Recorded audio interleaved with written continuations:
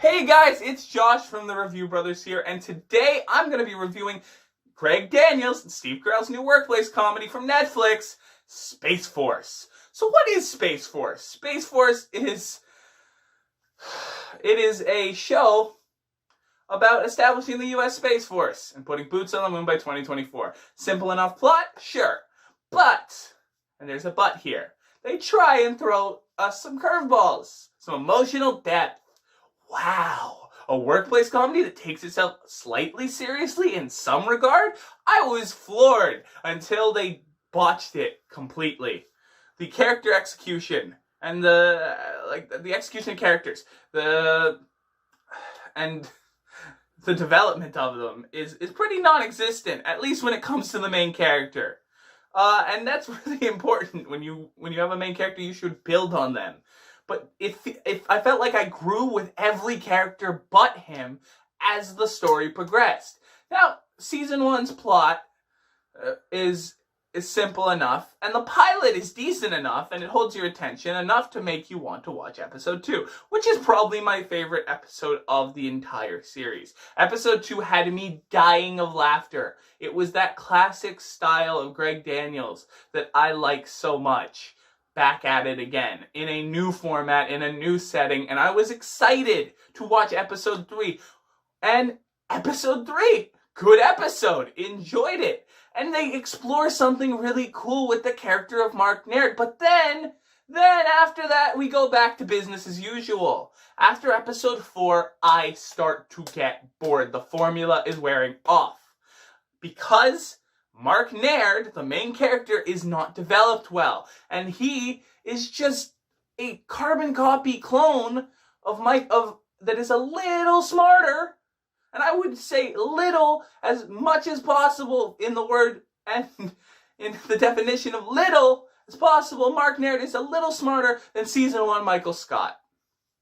He's a carbon copy, if anything. And season 1 Michael Scott was a narcissist who treated his staff badly and humiliated them occasionally. And that's exactly what Mark Naird is. So why should I even care about him? And the answer is I don't. I do not like this character. And it caused problems down the line as I got into episode 5, episode 6, episode 7, episode 8, and episode 9, and episode 10.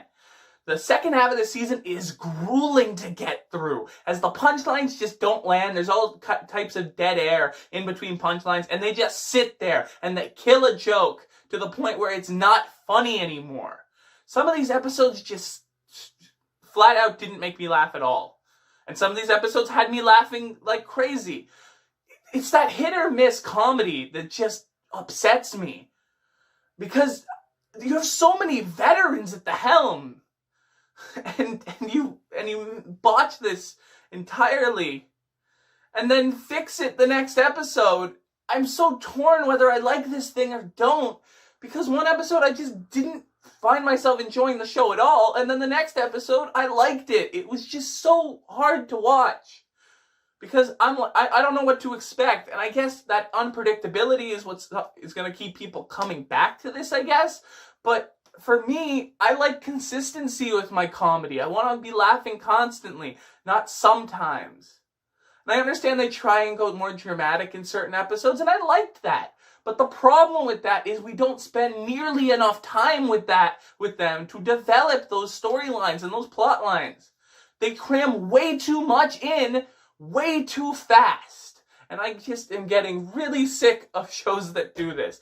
They're trying to move things along way too fast. They're not trying to give enough development to the characters. And they do what they can with the time that they have. But if they had more time, I think that they could fully establish these characters. I'd care more and I'd laugh more. Because I could sympathize with them, or I could laugh along with them because I know more about them. But right now I don't care. I don't care about the main character. I care about every character but the main character.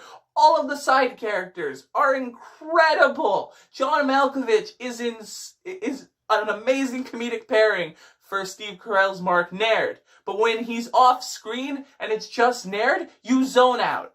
And at least I did. I zoned out every time Naird was on screen by himself. And the Lisa Kudrow thing is probably one of the most criminally underused characters in this show.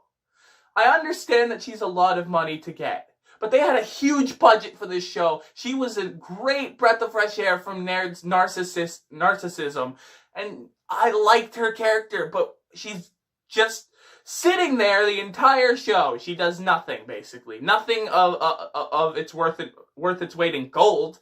But I liked Lisa Kudrow's character. If I got to know her better, I would like her even more. But you know what? By the end of this season, and I'm not going to go into spoilers, it seems like they're setting up quite a lot of things for a season 2. So from the aspect of trying to set up a season 2, you've established them enough to where I'm going to watch a season 2 if you put it out. But the only problem I really have is just they cram way too much in to each episode. It's just ridiculous how many storylines they're throwing at us at once. It's crazy. And it's not good either. The execution of them are poor. You're putting 3 storylines in at once. I don't know where to go, and I don't know what I like more. And here's the thing, when I found something I liked, we cut to something I didn't like. And that's where that hit or miss comedy comes from. I could love an episode for the first half, and then the second half would be the most boring thing I've ever watched. It's that inconsistency that caused this season to be such a mixed bag for me. Do I want a season 2 of this show? Yes, I do, because I want to see all that potential fix itself in season 2. They've set up a whole bunch of storylines. Now, if we get more episodes and we get more time to learn about these characters, I think I could love this show. Right now, I like this show. I don't hate it. And despite all the negativity that I'm saying right now, I think it has still quite a bit of potential to be a great series. Another great one from Greg Daniels and Steve Carrel. I think that Greg Daniels is a fantastic creator of sitcoms. Workplace comedy is just his thing. Parks and Rec, The Office, and I wasn't expecting them to be like either. But with all that being said, I just think that they try and do too much with too little time, and it creates an inconsistent flow of drama and comedy that just doesn't work. And I think in season 2, they really need to put more time on developing those characters and balancing between crazy hijinks and punchlines and character development. With all that being said, I think the cast is great. I think everyone, top to bottom, did a great job. Steve Carell, as much as I don't like the character Mark Nairn, did his job. He was great. His performance was great. John Malkovich is my favorite character in this show. And he is just so much fun to watch on screen. Like I said, the pairing of him and Carell is just magic on screen. It's wonderful. Their chemistry is fantastic. I cannot wait to see it if they make a season 2, how they explore that relationship further as friends. I liked this show. Don't get me wrong. There's a lot to like about it. The production design is nice and polished. And the writing, when it works, it works.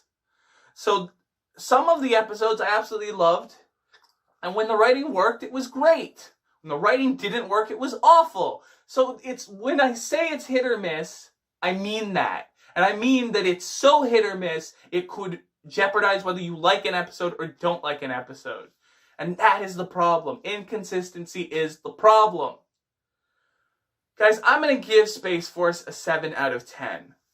And that is still a pretty high rating, I would say. I think that it has a whole bunch of potential, and with how good the cast does, and with how many episodes on the docket from the first half of the season I really did enjoy, it is able, and with a great ending, it is able to save itself by the end of season 1 and make me want a season 2. So I will give it the benefit of the doubt and say it deserves at least a 7 out of 10 from me. It tried its hardest, and at its best, it is its best. At its worst, it is its worst. For me, that's a mixed bag, and usually I'd give it something like a 6 or a 6.5, but I saw so much potential in these characters that I know that in a season 2, they could probably nail it and make it even better than they did before. Anyways, guys, what did you think of Space Force? What do you want to see me review next? Leave it in the comments below.